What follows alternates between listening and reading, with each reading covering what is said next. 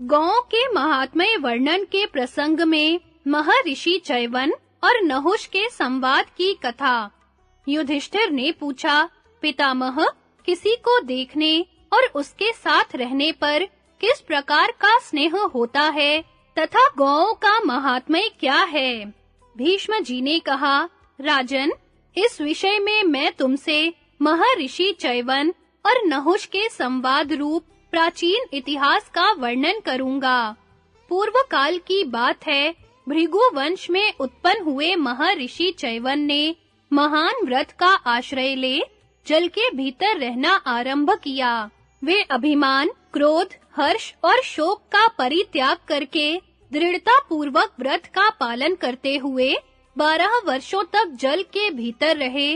उन्होंने संपूर्ण प्राणियों तथा विशेषतः जलचरों पर पूर्ण विश्वास जमा लिया। एक बार वे देवताओं को प्रणाम करके अत्यंत पवित्र होकर गंगा और यमुना के जल में प्रविष्ट हुए और वहां काष्ठ की भांति स्थिर भाव से बैठ गए। गंगा यमुना के भयंकर वेग को, जिसमें भीषण गर्जना हो रही थी, वे अपने मस्तक पर सहने लगे, किंतु गंगा यमुना आदि नदियां और सरोवर ऋषि की केवल परिक्रमा करते थे, उन्हें कष्ट नहीं पहुंचाते थे। वे कभी पानी के भीतर काठ की नाई सो जाते और कभी उसके ऊपर खड़े हो जाते थे। जल में रहने वाले जीवों के वे बड़े प्रिय हो गए थे। इस तरह उन्हें पानी में रहते बहुत दिन बीत गए। तदनंतर एक समय मछलियों से जीविका चलाने वाले बहुत से मल्लाह मछली पकड़ने का निश्चय करके जाल हाथ में लिए हुए जहां वे मुनि थे, उसी स्थान पर आए। उन्होंने बहुत चेष्टा करके गंगा और यमुना के जल में जाल बिछा दिया। उनका जाल दूर तक फैला और नए सूत का बना हुआ था। उसकी चौड़ाई भी बहुत अधिक थी तथा वह अच्छी तरह से बनाया हुआ और मजबूत था। थोड़ी देर बाद वे सभी मल्लाह निडर होकर पानी में उतर गए और सब मिलकर जाल को खींचने लगे। उस जाल में उन्होंने मछलियों के साथ ही दूसरे जल जंतुओं को भी बांध लिया था।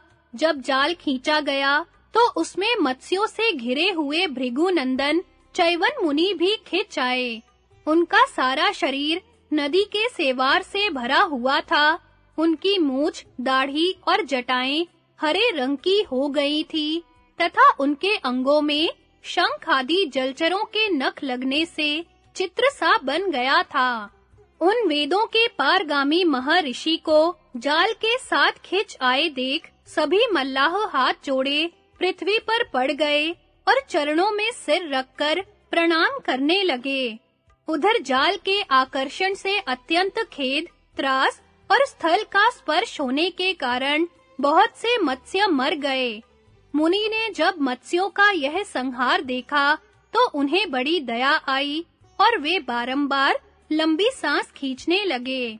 यह देखकर मल्लाहों ने कहा, महामुने, हमने अनजाने में जो पाप किया है उसको क्षमा करके आप हम पर प्रसन्न होइए और बताइए हम आपका कौन सा प्रिय कार्य करें।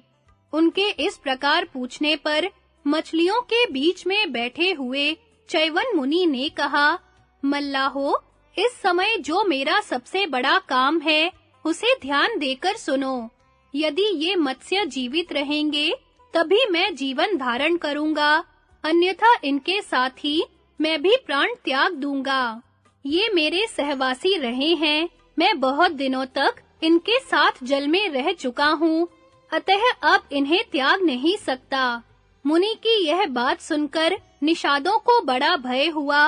वे थरथर कांपने लगे और उनके मुंह का रंग फीका पड़ गया। उसी अवस्था में जाकर उन्होंने यह सारा समाचार राजा नहुष से निवेदन किया। यह समाचार सुनकर और मुनि की ऐसी अवस्था जानकर राजा नहुष अपने मंत्री और पुरोहित को साथ ले तुरंत वहां आ पहुंचे। उन्होंने पवित्र भाव से हाथ जोड़कर महात्मा च्यवन मुनि को अपना परिचय दिया और उनकी विधिवत पूजा करके कहा, विप्रवर, बताइए मैं आपका कौन सा प्रिय कार्य करूं। चैवन ने कहा, राजन, मछली से जीविका चलाने वाले इन मल्लाहों ने आज बड़ा भारी परिश्रम किया है, अतः आप इन्हें मेरी और इन मछलियों की कीमत दीजिए।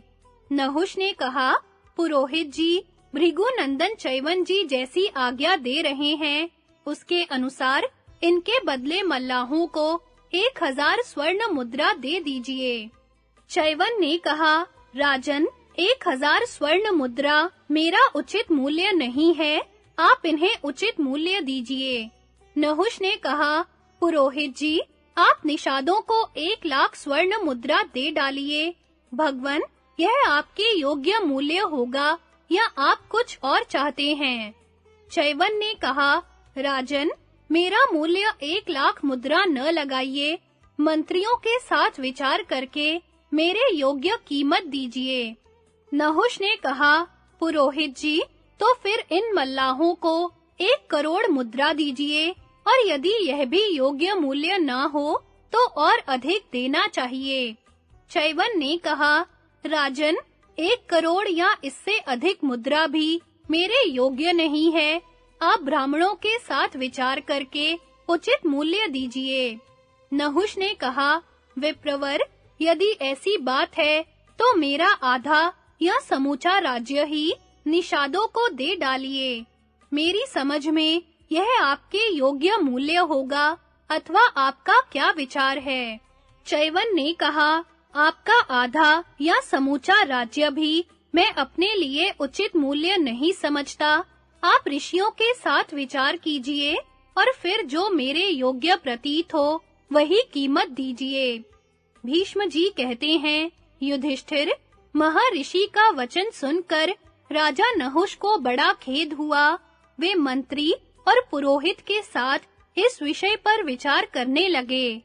इतने ही में फल मूल का भोजन करने वाले एक वनवासी मुनि, जिसका जन्म गाय के पेट से हुआ था, राजा नहुष के समीप आए और उन्हें संबोधित करके कहने लगे, महाराज, ये ऋषि जिस प्रकार संतुष्ट होंगे वह उपाय मुझे मालूम है, मैं इन्हें बहुत शीघ्र संतुष्ट कर दूंगा।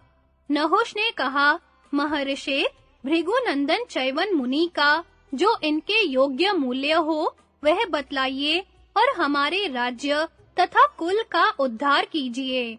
मैं अपने मंत्री और पुरोहित के साथ दुख के समुद्र में डूब रहा हूँ।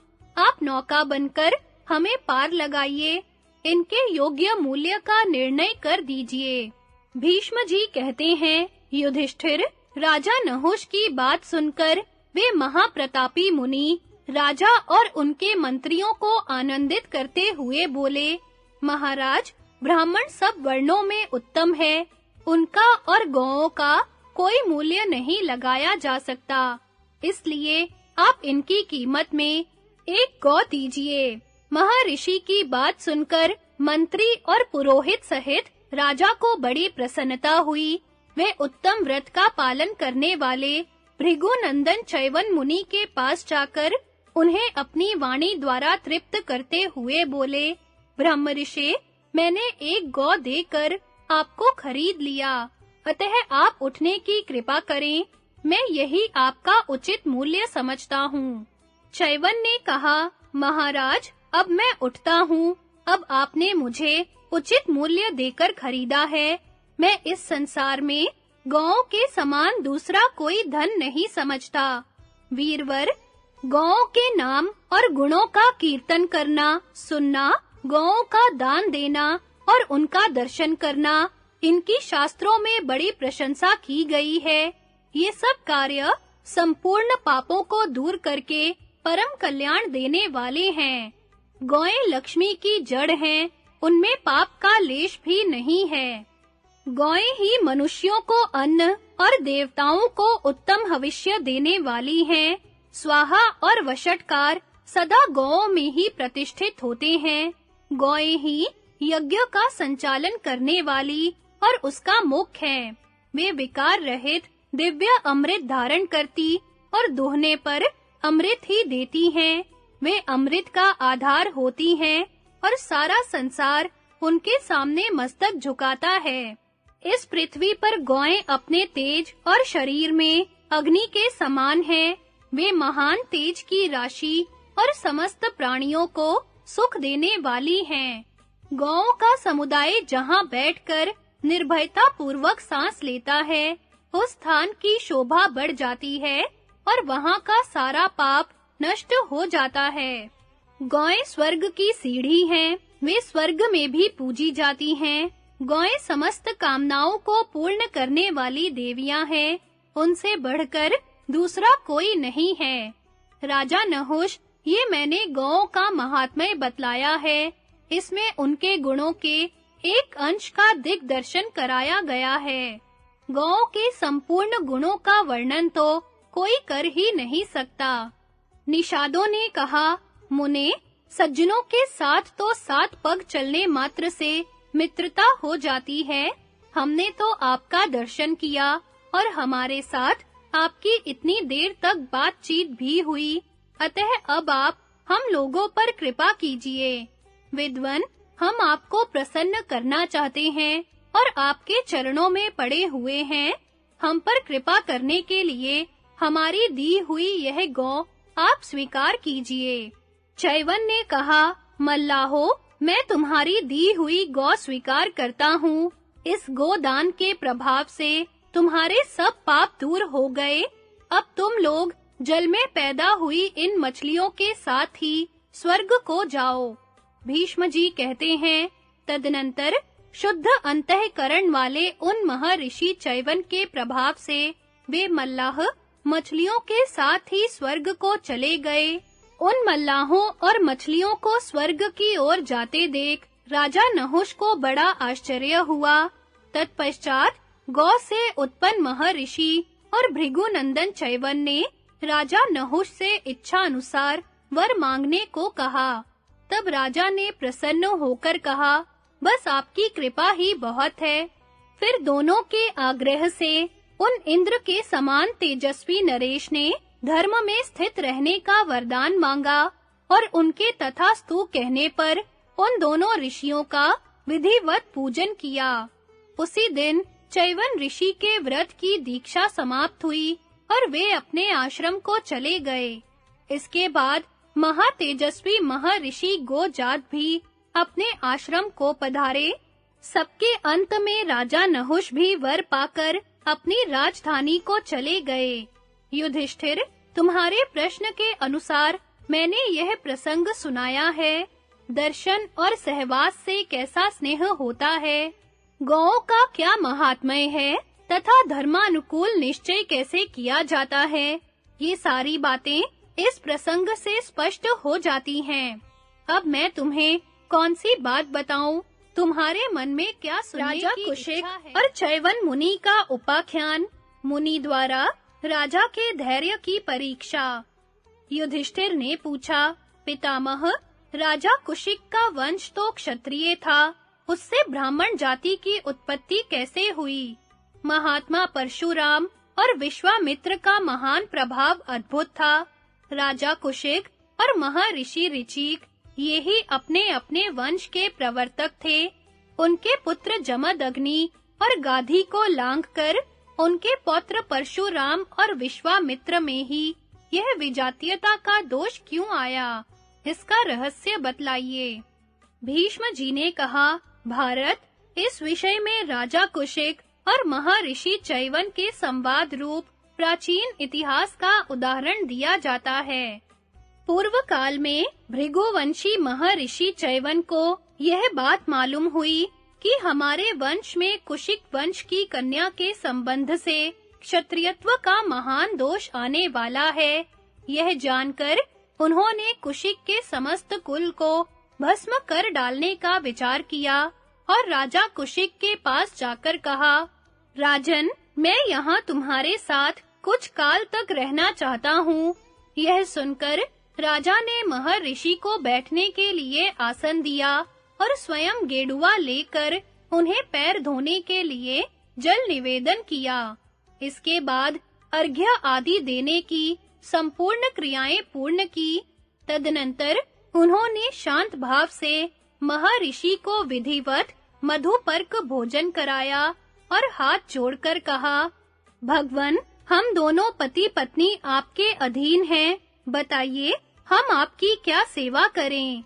राज्य, धन, गौ और यज्ञ के निमित्त दान जो कुछ आप लेना चाहें, वह सब हम देने को तैयार हैं। मेरा यह महल, यह राज्य और यह राज्य सिंहासन सब आपका है। आप ही राजा हैं, इस पृथ्वी का पालन कीजिए। मैं तो सदा आपकी आज्ञा में रहने वाला एक सेवक हूँ। राजा के इस प्रकार कहने पर महर्षि च्यवन ने बहुत प्रसन्न होकर कहा, राजन, मुझे राज्य, धन, गौ, देश और यज्ञ की भी इच्छा नहीं है। मेरी बात सुनिए। यदि आप दोनों पसंद करें, तो मैं एक नियम आरंभ करूंगा। उस समय आप लोगों को सावधानी के साथ निर्भयता पूर्वक मेरी सेवा करनी पड़ेगी। मुनि की बात सुनकर राज दंपत्ति को बड़ा हर्ष हुआ। उन्होंने उत्तर दिया, बहुत अच्छा, हम आपकी सेवा करेंगे। तदनंतर राजा कुशिक महर्षि च्यवन को बड़े आनंद के साथ अपने महल के भीतर ले गए और एक सुंदर कमरा दिखाकर बोले, तपोधन, यह शैया बिछी हुई है, आप इच्छा अनुसार यहाँ आराम कीजिए। हम लोग यथाशक्ति आपको प्रसन्न रखने की चेष्टा करेंगे। इस प्रकार बातें होते-होते सूर्यास्त हो गया। तब महर्षि ने राजा को अन्न और जल लाने की आज्ञा दी। जो आज्ञा कहकर राजा वहां से गए और जो भोजन तैयार था उसे लाकर उन्होंने मुनि के सामने प्रस्तुत कर दिया। मुनि ने भोजन करके राजा और रानी से कहा, अब मुझे नींद सता रही है, मैं सोना चाहता हूँ। तुम लोग मुझे सोते समय ना जगाना और सदा जागकर मेरे दोनों पैर दबाते रहना। धर्मात्मा कुशिक ने निर्भय होकर कहा, अच्छा, हम ऐसा ही करेंगे। इस प्रकार राजा को सेवा का आदेश देकर महर्षि च्यवन 21 दिनों तक एक ही करवट से सोते रहे और राजा कुशिक अपनी स्त्री सहित बिना खाए पिए निरंतर उनकी सेवा में लगे रहे। महर्षि की उपासना करने में उन्हें बड़ी प्रसन्नता होती थी। 22वें दिन महातपस्वी च्यवन मुनि अपने आप उठे और राजा से कुछ कहे बिना ही महल से बाहर चले गए। दोनों राज दंपत्ति भूख और परिश्रम से दुर्बल हो गए थे, तो भी मुनि को जाते देख वे उनके पीछे-पीछे गए। किंतु उन मुनि श्रेष्ठ ने उनकी ओर आंख उठाकर देखा तक नहीं। उन दोनों के देखते-देखते महर्षि अंतर्धान हो गए और राजा खिन्न होकर पृथ्वी पर गिर पड़े। थोड़ी देर बाद वे किसी तरह अपने को संभाल कर उठे और रानी को साथ ले पुनः मुनि को ढूंढने का प्रयत्न करने लगे। जब कहीं भी महर्षि दिखाई न पड़े, तो राजा अपनी स्त्री सहित थक कर लौट आए। उस समय उन्हें बड़ा संकोच हो रहा था। नगर में पहुंचकर वे किसी से कुछ बोले नहीं, केवल दीन भाव से मुनि के चरित्र पर मन ही मन विचार करने लगे। उन्होंने सूने हृदय से महल में प्रवेश किया, किंतु वहां जाते ही भृगुनंदन च्यवन जी उन्हें उसी पलंग पर सोए दिखाई दिए। ऋषि को देखकर वे दोनों बड़े आश्चर्य में पड़े। उनकी सारी थकावट दूर हो गई और फिर पहले की भांति वे यथास्थान बैठकर मुनि के पैर दबाने लगे। अब की बार वे महामुनि दूसरी करवट सो रहे थे। जब उतना ही समय बीत गया, तब वे स्वयं ही जागे। राजा और रानी उनके भय से शंकित थे, अतः उन्होंने अपने मन में तनिक भी विकार नहीं आने दिया। जागते ही ऋषि ने कहा, अब मैं स्नान करूंगा, तुम लोग मेरे शरीर की तेल से मालिश करो। यद्यपि वे दोनों भूख और थकावट से दुर्बल हो गए थे, तो भी बहुत अच्छा कहकर आनंद से बैठे हुए ऋषि के शरीर में चुपचाप तेल मलने लगे। किंतु महातपस्वी च्यवन जी ने अपने मुंह से एक बार भी यह नहीं कहा कि बस करो, अब मालिश पूरी हो गई। इतने पर भी जब राजा और रानी के मन में उन्होंने कोई विकार नहीं देखा तो सहसा उठकर वे स्नानागार में चले गए। वहां स्नान के लिए राजोचित सामग्री पहले से ही तैयार करके रखी गई थी, किंतु वे उसका किंचित भी उपयोग न करके राजा के देखते-देखते वहीं अंतर्धान हो गए। फिर भी उन दोनों दंपत्ति ने इसके लिए कोई बुरा नहीं माना। तदनंतर ऋषि ने स्नान करके पुनः राजा और रानी को दर्शन दिया। उन्हें आए देख उन दोनों का मुख प्रसन्नता से खिल उठा और वे हाथ जोड़कर बोले, भगवन, भोजन तैयार है। मुनि ने कहा, ले आओ। आज्ञा पाकर दोनों पति पत्नी ने गृहस्थों और वनवासियों के भोजन करने योग्य भांति-भांति की सामग्री लाकर मुनि के सामने रखी। मुनि ने वह सब लेकर शैया और बिछौनों सहित एक स्थान पर रखा और उसे उत्तम वस्त्रों से ढक दिया।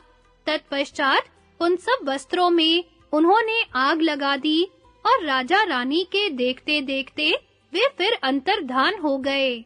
किंतु इतने पर भी उन दोनों बुद्धिमान दंपत्ति ने क्रोध नहीं किया। राजऋषि कुशिक सारी रात रानी के साथ चुपचाप बैठे रह गए। जब इतने प्रयास के बाद भी महर्षि च्यवन राजा का कोई छिद्र न देख सके, तो फिर उनसे बोले, तुम स्त्री सहित रथ में जुट जाओ और उसमें मुझे बिठाकर मैं जहां कहूं वहां ले चलो। राजा ने निशंक होकर कहा, बहुत अच्छा। और वे एक बहुत बड़ा रथ तैयार करके ले आए। उसमें बाईं ओर बोझ ढोने के लिए रानी को लगाकर स्वयं दाहिनी ओर जुट गए। उस रथ पर उन्होंने एक ऐसा चाबुक भी रख दिया जिसमें आगे की ओर 3 शाखाएं थी और जिसका अग्रभाग सुई की नोक के समान तीखा था। यह सब तैयारी करके उन्होंने मुनि से पूछा, भगवन, बताइए रथ किस ओर चले? जहां जाने के लिए आप आज्ञा देंगे वहीं इस प्रकार पूछने पर च्यवन ने कहा, तुम यहाँ से बहुत धीरे-धीरे एक-एक कदम उठाकर चलो। यह ध्यान रखो कि मुझे कष्ट ना होने पावे। हर तरह से आराम पहुँचे। साथ ही किसी राहगीर को रास्ते पर से हटाना नहीं चाहिए। मेरी इच्छा है कि सब लोग तुम्हें रथ खींचते देखें और मैं उन्हें धन बांटूं। मार्ग में जो ब्राह्मण मुझसे कुछ मांगेंगे, उन्हें धन और रत्न आदि सभी मनोवांछित वस्तुएं दान करूंगा। अतः इन सब बातों का प्रबंध कर लेना। मुनि की बात सुनकर राजा ने अपने सेवकों से कहा, मुनि जिस-जिस वस्तु के लिए आज्ञा दें, वे सब निशंक होकर देना। राजा की इस आज्ञा के अनुसार नाना प्रकार के रत्न, स्त्रियां, वाहन, बकरे, भेड़े, सुवर्ण और पर्वताकार गजराज ये सब मुनि के पीछे-पीछे चले। साथ में राजा के सभी मंत्री भी थे। उस समय सारा नगर आर्त होकर हाहाकार कर रहा था। इतने ही में मुनि ने सहसा चाबुक उठाया और उसकी तीखी नोक से राजा और रानी की पीठ तथा कमर में प्रहार किया। फिर भी वे निर्विकार भाव से उस रथ को खींचते रहे। 50 रात तक उपवास करने के कारण वे अत्यंत दुर्बल हो गए थे। उनका सारा शरीर कांप रहा था। तथापि वे वीर दंपत्ति किसी तरह साहस करके उस रथ का बोझ ढो रहे थे। उनके शरीर पर चाबुक की मार से अनेकों घाव हो गए थे और उनसे खून की धारा बह रही थी। खून से लथपथ होने के कारण वे खिले हुए पलाश के वृक्षों की भांति दिखाई देते थे। उनकी यह दशा देखकर पुरवासियों को बड़ा दुख हो रहा था, किंतु मुनि के शाप से भयभीत होकर कोई कुछ बोल न सका। वे परस्पर कहने लगे, भाइयों, शुद्ध अंतःकरण वाले इन महर्षि की तपस्या का बल तो देखो। इनकी शक्ति अद्भुत है तथा राजा और रानी का धैर्य भी कैसा अनोखा है। ये इतने थके होने पर भी कष्ट उठाकर इस रथ को खींच रहे हैं और भृगुनंदन च्यवन अभी तक इनमें जरा भी विकार नहीं पा सके हैं। भीष्म जी कहते हैं, युधिष्ठिर, मुनिवर चैवन जी जब किसी तरह राजा रानी के मन में मैल ना देख सके, तो वे कुबेर की तरह उनका सारा धन लुटाने लगे। किंतु इस कार्य में भी राजा कुशिक बड़ी प्रसन्नता के साथ ऋषि की आज्ञा का पालन करने लगे।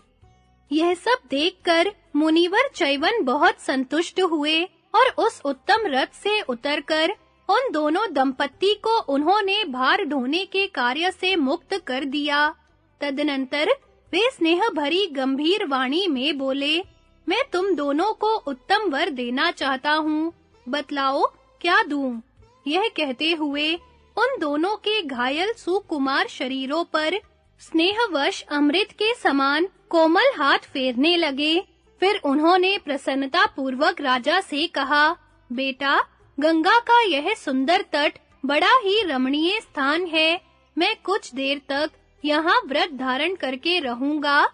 इस समय तुम अपने नगर में जाओ और अपनी थकावट दूर करके कल सवेरे अपनी स्त्री के साथ फिर यहाँ आना, मैं यहीं मिलूंगा। अब तुम्हारे कल्याण का समय आया है। तुम्हारे मन में जो इच्छा होगी वह सब पूर्ण हो जाएगी। मुनि के ऐसा कहने पर राजा कुशिक ने मन ही मन अत्यंत प्रसन्न होकर कहा, महाभाग, आपने हम लोगों को पवित्र कर दिया। हम दोनों की तरुण अवस्था हो गई तथा हमारा शरीर सुंदर और बलवान हो गया। आपने हम दोनों के शरीर पर चाबुक मारकर जो घाव कर दिए थे वे भी अब दिखाई नहीं देते। मैं तो अब बिल्कुल स्वस्थ हो गया और अपनी इस रानी को भी अप्सरा के समान सुंदरी देख रहा हूँ। यह सब आपकी कृपा का फल है। आप जैसे तपस्वी में ऐसी शक्ति का होना आश्चर्य की बात नहीं है। ऐसा कहकर मुनि की आज्ञा ले राजऋषि कुशिक उन्हें प्रणाम करके नगर की ओर चले। उस समय उनके मंत्री और पुरोहित भी उनके साथ थे। नगर में प्रवेश करके उन्होंने पूर्वाहन काल की संपूर्ण क्रियाएं संपन्न की और स्त्री सहित भोजन करके रात्रि में पलंग पर शयन किया। उस समय वे मुनि के दिए हुए नूतन शरीर और नई शोभा से युक्त होने के कारण बहुत प्रसन्न थे। इधर भृगु कुल की कीर्ति बढ़ाने वाले तपस्या के धनी महर्षि चैवन ने गंगा तट के तपोवन को अपने संकल्प द्वारा नाना प्रकार के रत्नों से सुशोभित करके इंद्रपुरी से भी बढ़कर सुंदर और समृद्धिशाली बना दिया। चैवन का कुशिक को स्वर्गीय दृश्य दिखाना, उनके घर में रहने का प्रयोजन बतलाना और उनके वंश को ब्राह्मणत्व प्राप्ति का वरदान देना। भीष्म जी कहते हैं, युधिष्ठिर, तदनंतर महामना राजा कुशिक वह रात्रि व्यतीत होने पर जागे और पूर्वाहन काल के नैतिक नियमों से निवृत्त होकर अपनी रानी के साथ उस तपोवन की ओर चल दिए। वहां पहुंचकर उन्होंने एक सुंदर महल देखा जो नीचे से ऊपर तक सोने का बना हुआ था। उसमें मणियों के हजारों खंबे लगे हुए थे और वह अपनी शोभा से गंधर्व नगर को मात कर रहा था। राजा ने वहां और भी बहुत से दिव्य पदार्थ देखे। कहीं चांदी के शिखरों से सुशोभित पर्वत, कहीं कमलों से भरे हुए सरोवर, कहीं भांति-भांति की चित्रशालाएं और बंधनवारें शोभा पा रही थी। भूमि पर कहीं सोने का फर्श और कहीं हरी भरी घास की बहार थी। अमराइयों में बौर लगे हुए थे। केतक, उद्दालक, अशोक, कुंद, अतिमुक्त, चंपा, तिलक, कटहल, बेंत और कनेर आदि के फूल खिले हुए थे। वहां विमान के आकार में पर्वतों के समान ऊंचे और भी अनेकों महल दिखाई दिए, जो बड़े ही रमणीय और पद्म एवं उत्पल जाति के कमलों से सुशोभित थे। वहां समस्त ऋतुओं में खिलने वाले फूल शोभा दे रहे थे। वह अद्भुत दृश्य देखकर राजा मन ही मन सोचने लगे, क्या यह स्वप्न है या मेरे चित्त में भ्रम हो गया है, अथवा यह सब कुछ सत्य ही है। अहो, इसी शरीर से मुझे परम गति की प्राप्ति हो गई या मैं उत्तर कुरु अथवा अमरावती में आ पहुंचा। यह महान आश्चर्य की बात जो मुझे दिखाई दे रही है, क्या है? राजा इस प्रकार सोच ही रहे थे कि उनकी दृष्टि भृगुनंदन चैवन मुनि पर पड़ी, जो मणिमय स्तंभों से युक्त एक सुवर्णमय विमान के भीतर बहुमूल्य एवं दिव्य पलंग पर सो रहे थे। उन्हें देखकर राजा कुशिक को बड़ी प्रसन्नता हुई और वे अपनी रानी के साथ उनके निकट गए। इतने में ही चैवन ऋषि उस पलंग सहित अंतर्धान हो गए। फिर एक ही क्षण में वह सुंदर वन और वहां की सारी सजावट विलीन हो गई। तब राजा उन्हें ढूंढते-ढूंढते दूसरे वन में गए। वहां जाकर उन्होंने महाव्रतधारी चैवन मुनि को कुश की चटाई पर बैठकर जप करते देखा। इस प्रकार अपने योग बल से उन्होंने राजा को मोह में डाल दिया। तब राजा कुशिक यह अत्यंत अद्भुत घटना देखकर पत्नी सहित बड़े आश्चर्य में पड़े और हर्ष में भरकर अपनी स्त्री से कहने लगे, कल्याणी, हमने भृगु कुल तिलक चैवन मुनि की कृपा से कैसे विचित्र और परम दुर्लभ पदार्थ देखे हैं। भला तपो बल से बढ़कर और कौन सा बल है? जिस बात की मन के द्वारा कल्पना मात्र की जाती है, वह तपस्या से साक्षात सुलभ हो जाती है। त्रिलोकी के राज्य की अपेक्षा भी तप ही श्रेष्ठ है। अच्छी तरह तपस्या करने पर उसकी शक्ति से मोक्ष तक मिल सकता है। इन ब्रह्म ऋषि महात्मा चैवन का प्रभाव अद्भुत है। ये इच्छा करते ही दूसरे लोकों की सृष्टि कर सकते हैं। इस पृथ्वी पर ब्राह्मण ही पवित्र वाक, पवित्र बुद्धि और पवित्र कर्म वाले होते हैं। महर्षि चैवन के सिवा दूसरा कौन है जो इतना महान खड़े-खड़े विचार कर रहे थे। इतने में उनका आना महर्षि चैवन को मालूम हो गया। उन्होंने राजा को देखकर कहा, राजन, शीघ्र यहाँ आओ। आज्ञा पाकर महाराज कुशिक स्त्री सहित मुनि के पास गए और उन वंदनीय महात्मा को उन्होंने मस्तक झुकाकर प्रणाम किया। मुनि ने आशीर्वाद और सांत्वना देते हुए उन्हें बैठने की आज्ञा दी। अब मुनि शांत अवस्था में आ गए थे। उन्होंने राजा को मधुर वाणी से तृप्त करते हुए कहा, राजन, तुमने 5 ज्ञानेंद्रियों, 5 कर्मेंद्रियों और मन को अच्छी तरह जीत लिया है। इसीलिए तुम महान संकट से मुक्त हुए हो। तुमने भली भांति मेरी आराधना की है। तुम्हारे द्वारा कोई छोटे से छोटा अपराध भी नहीं हुआ। अच्छा, अब मुझे जाने की आज्ञा दो। मैं जैसे आया था वैसे ही लौट जाऊंगा। तुम्हारे ऊपर मैं बहुत प्रसन्न हूँ, अतः तुम मुझसे कोई उत्तम वर मांगो। कुशिक ने कहा, ब्राह्मण, आप मुझ पर प्रसन्न हैं। यही मेरे लिए सबसे बड़ा वर है तथा यही मेरे जीवन और राज्य का फल है। भृगुनंदन, यदि आपका मुझ पर प्रेम हो तो मेरे मन में एक संदेह है, उसे दूर करने की कृपा कीजिए। चैवन ने कहा, नरश्रेष्ठ, तुम मुझसे वर भी मांग लो और तुम्हारे मन में जो संदेह हो उसे भी कहो। मैं तुम्हारा सब कार्य पूर्ण करूंगा। कुशिक ने कहा, भार्गव, यदि आप प्रसन्न हो तो मुझे यह बताइए कि आपने मेरे घर पर इतने दिनों तक क्यों निवास किया था। मैं इसका कारण सुनना चाहता हूँ। 21 दिनों तक एक करवट से शयन करना, फिर उठने पर बिना कुछ बोले बाहर चल देना, सहसा अंतर्धान हो जाना, फिर दर्शन देकर 21 दिनों तक दूसरी करवट से सोते रहना, उठने पर तेल की मालिश कराना, फिर अंतर्धान होकर चल देना, पुनः महल में आकर भांति-भांति के भोजन को एकत्रित करना और उसमें आग लगाकर जला देना, फिर सहसा रथ पर सवार हो बाहर नगर की यात्रा करना, धन लुटाना एवं वन में अनेकों सुवर्णमय महलों तथा मणि और मूंगों के पाए वाले पलंगों का दिखलाना और अंत में सबको अदृश्य कर देना। आपके इन कार्यों का मैं यथार्थ कारण सुनना चाहता हूँ। चैवन ने कहा, राजन, जिस कारण से मैंने ये सब काम किए थे, उसे आद्योपांत सुनो। पूर्व काल की बात है, एक दिन देवताओं की सभा में ब्रह्मा जी कह रहे थे कि ब्राह्मण और क्षत्रियों में विरोध होने के कारण दोनों कुलों में संकरता आ जाएगी। उनके मुंह से मैंने यह भी सुना था कि तुम्हारा एक पौत्र ब्राह्मण तेज से संपन्न तथा पराक्रमी होगा। यह सुनकर मैं तुम्हारे वंश का उच्छेद कर डालने की इच्छा से यहाँ आया। उस समय मैंने तुमसे यही कहा था कि मैं एक व्रत का आरंभ करूँगा, तुम मेरी सेवा करो। किंतु तुम्हारे घर में रहकर भी मैंने आज तक तुम में कोई दोष नहीं पाया। 21 दिन तक सोता रहा, पर तुमने या तुम्हारी स्त्री ने मुझे जगाने का साहस नहीं किया।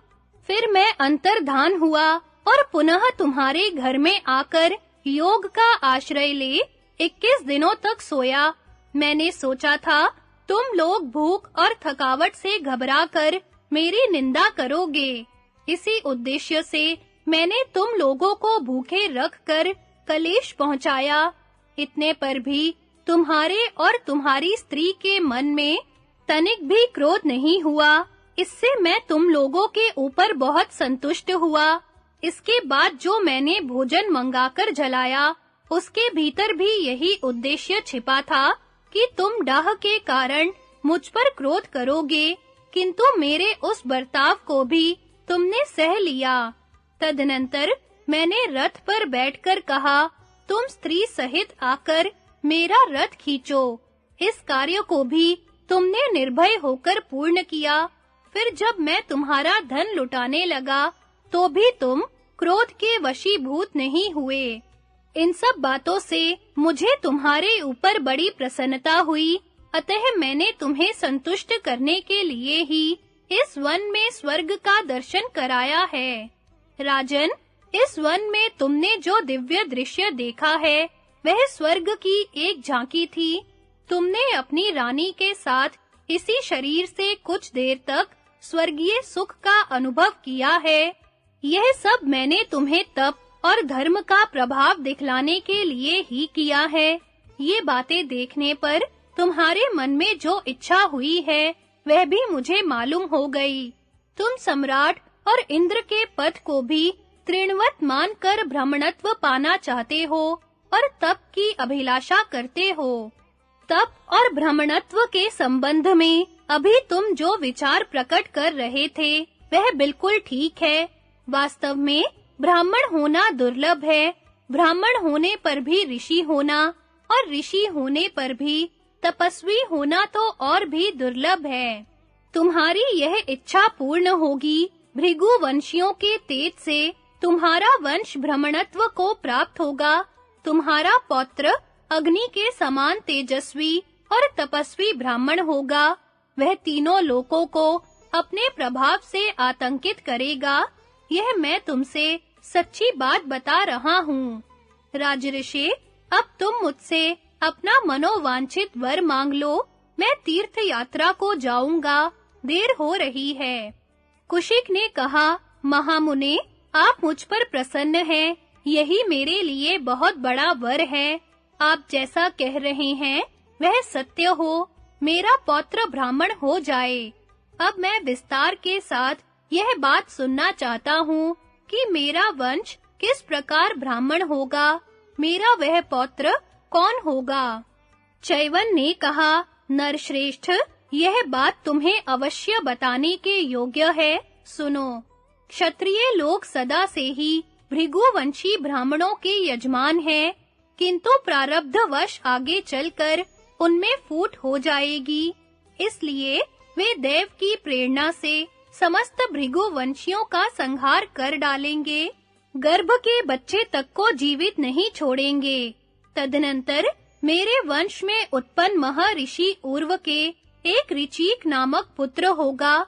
उसके पास प्रारब्धवश समस्त क्षत्रियों का अंत करने के लिए संपूर्ण धनुर्वेद मूर्तिमान होकर उपस्थित होगा।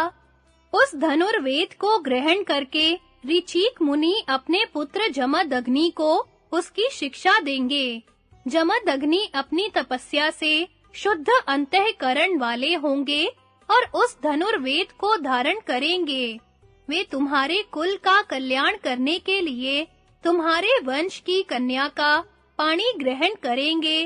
वह कन्या राजा गाधी की पुत्री और तुम्हारी पौत्री होगी। उसके गर्भ से महर्षि जमदग्नि क्षत्रिय धर्म का आचरण करने वाला एक पुत्र उत्पन्न करेंगे और वे ही महाराज गाधी को विश्वामित्र नामक एक परम धार्मिक पुत्र प्रदान करेंगे, जो क्षत्रिय होकर भी ब्राह्मण धर्म का पालन करने वाला बृहस्पति के समान तेजस्वी और महान तपस्वी होगा। इस प्रकार ब्राह्मण के कुल में क्षत्रिय और क्षत्रिय के कुल में ब्राह्मण के उत्पन्न होने में दो स्त्रियां कारण बनेंगी। यह सब कुछ ब्रह्मा जी की प्रेरणा से होगा। तुम्हारी तीसरी पीढ़ी ब्राह्मण हो जाएगी और तुम पवित्र आत्मा भृगुवंशियों के संबंधी बनोगे। भीष्म जी कहते हैं, महात्मा चैवन मुनि का वचन सुनकर राजा कुशिक बहुत प्रसन्न हुए। तदनंतर महातेजस्वी चैवन ने उन्हें वर मांगने के लिए पुनः प्रेरित किया। तब राजा ने कहा, महामुने, मेरा कुल ब्राह्मण हो जाए और उसका मन धर्म में लगा रहे। उनके इस प्रकार कहने पर चैवन मुनि ने कहा, अच्छा, ऐसा ही होगा। फिर वे राजा की अनुमति लेकर तीर्थ यात्रा को चले गए। राजा युधिष्ठिर, इस प्रकार मैंने भृगुवंशी और कुशिक वंशियों के परस्पर संबंध का कारण बतलाया है। चैवन ऋषि ने जैसा कहा था, उसी प्रकार परशुराम और विश्वामित्र जी का प्रकार के शुभ कर्मों का और जलाशय बनाने तथा बगीचे लगाने का फल। युधिष्ठिर ने कहा, पितामह, इस पृथ्वी को जब मैं संपत्तिशाली राजाओं से हीन देखता हूँ, तो मुझे बड़ी चिंता और घबराहट होती है। यद्यपि मैंने सैकड़ों देशों के राज्यों पर अधिकार पाया है और समूची पृथ्वी पर विजय प्राप्त की है, तथापि इसके लिए जो करोड़ों मनुष्यों की मेरे द्वारा हत्या हुई है, उसके कारण मेरे मन में बड़ा संताप हो रहा है। उन बेचारी स्त्रियों की क्या दशा होगी जो आज अपने पति और बंधुओं से हीन हो चुकी हैं। यह सब सोचकर मेरी तो ऐसी इच्छा होती है कि भयंकर तपस्या करके अपने शरीर को सुखा डालूं। किंतु इस विषय में आपका क्या विचार है, यह मैं यथार्थ रूप से सुनना चाहता हूँ। भीष्म जी ने कहा, राजन, मैं तुम्हें एक अद्भुत रहस्य बतलाता हूँ। मनुष्य को मरने पर किस कर्म से कौन सी गति मिलती है, इस विषय को सुनो। तपस्या से स्वर्ग मिलता है, तपस्या से सुयश की प्राप्ति होती है तथा तपस्या से ही दीर्घ आयु, ऊंचा पद और तरह-तरह के भोग प्राप्त होते हैं। ज्ञान, विज्ञान, आरोग्य, रूप, संपत्ति और सौभाग्य भी तपस्या के ही फल हैं।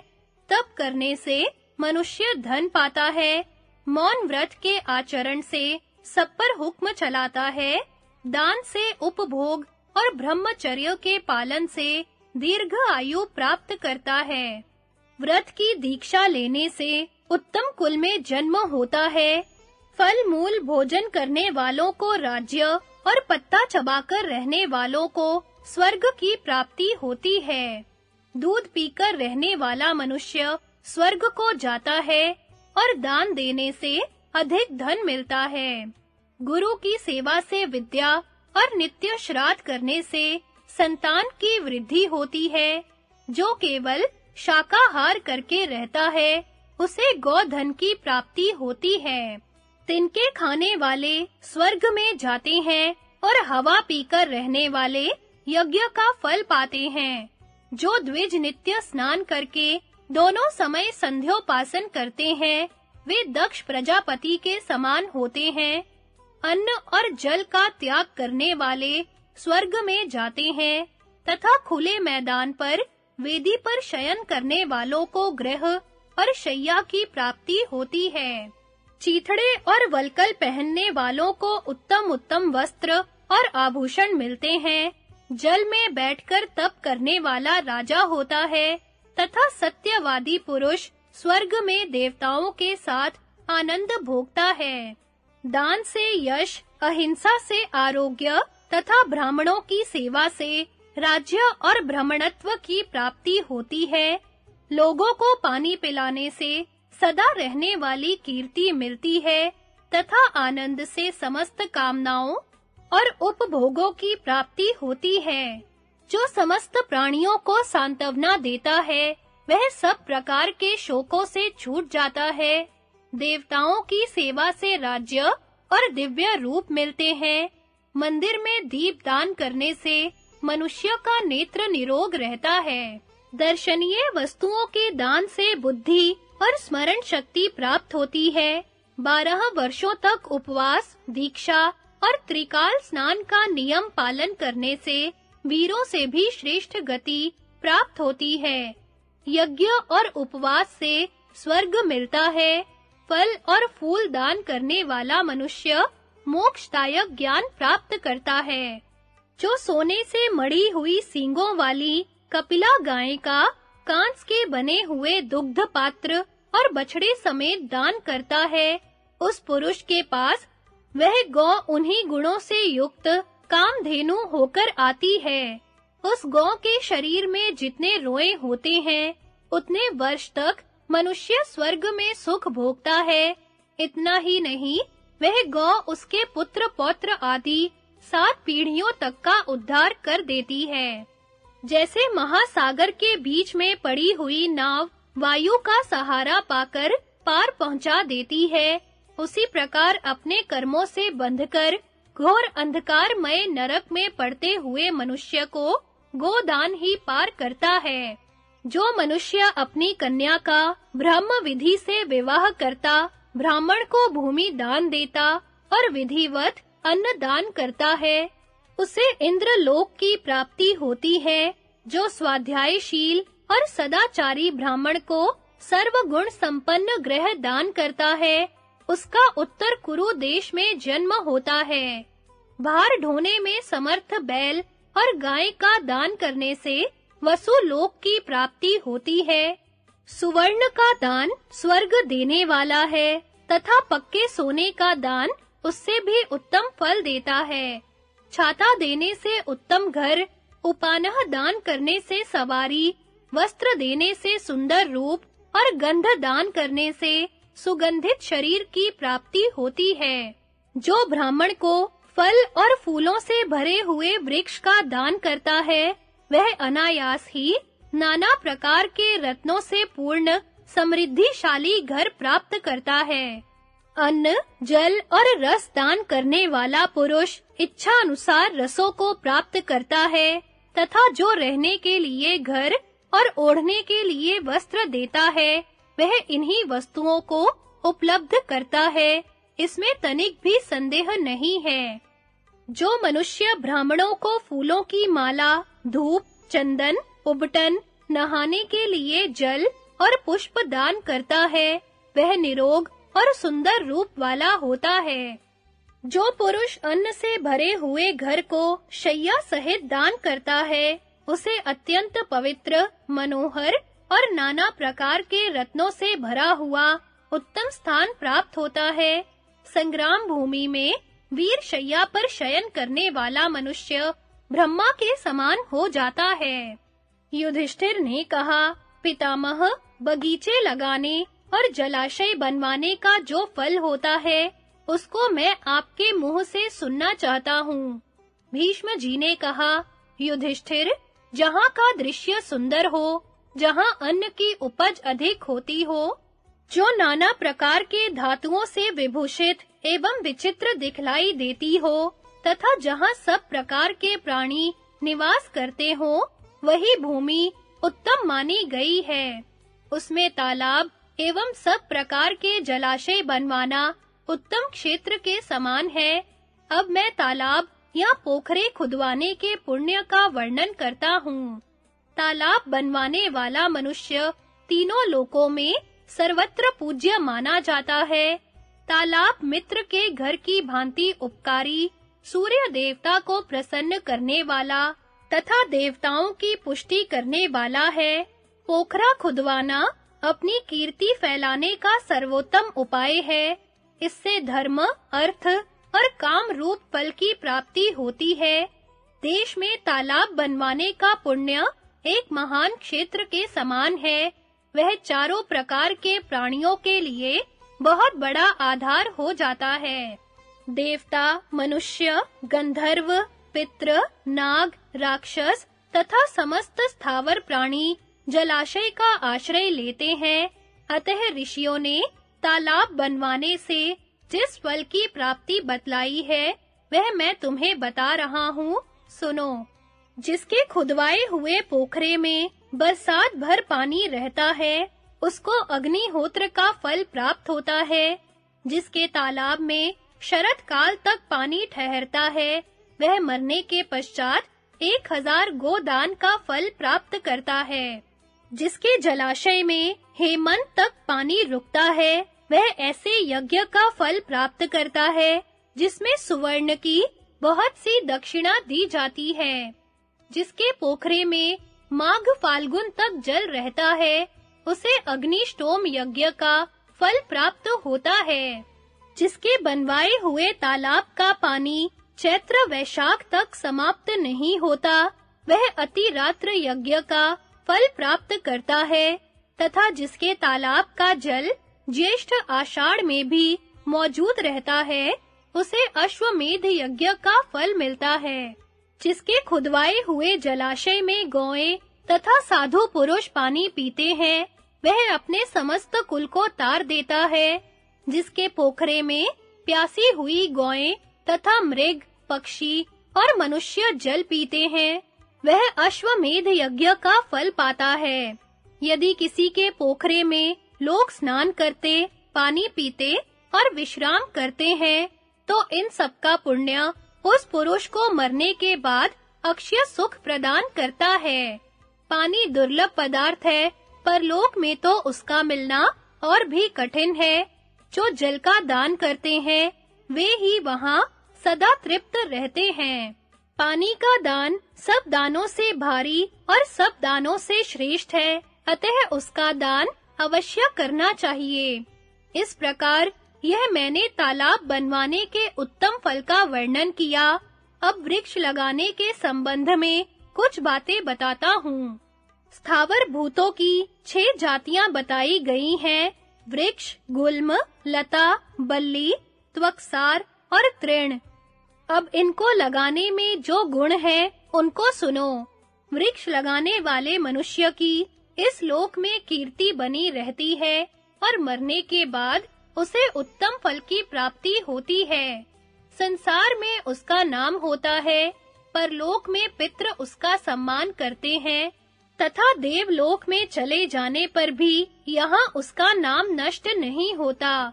वृक्ष लगाने वाला पुरुष अपने मरे हुए पितरों और भविष्य में होने वाली संतानों का भी उद्धार कर देता है। इसलिए वृक्ष अवश्य लगाने चाहिए। जो वृक्ष लगाते हैं, उनके लिए वे वृक्ष पुत्र के समान होते हैं। उन्हीं के कारण वह परलोक में स्वर्ग तथा अक्षय लोकों को प्राप्त करता है। वृक्ष गण अपने फूलों से देवताओं की, फलों से पितरों की और छाया से अतिथियों की पूजा करते हैं। किन्नर, नाग, राक्षस, देवता, गंधर्व, मनुष्य और ऋषि ये सभी वृक्षों का आश्रय लेते हैं। फूले फले वृक्ष इस जगत में मनुष्यों को तृप्त करते हैं। जो वृक्ष का दान करता है, उसको वे वृक्ष पुत्र की भांति परलोक में तार देते हैं।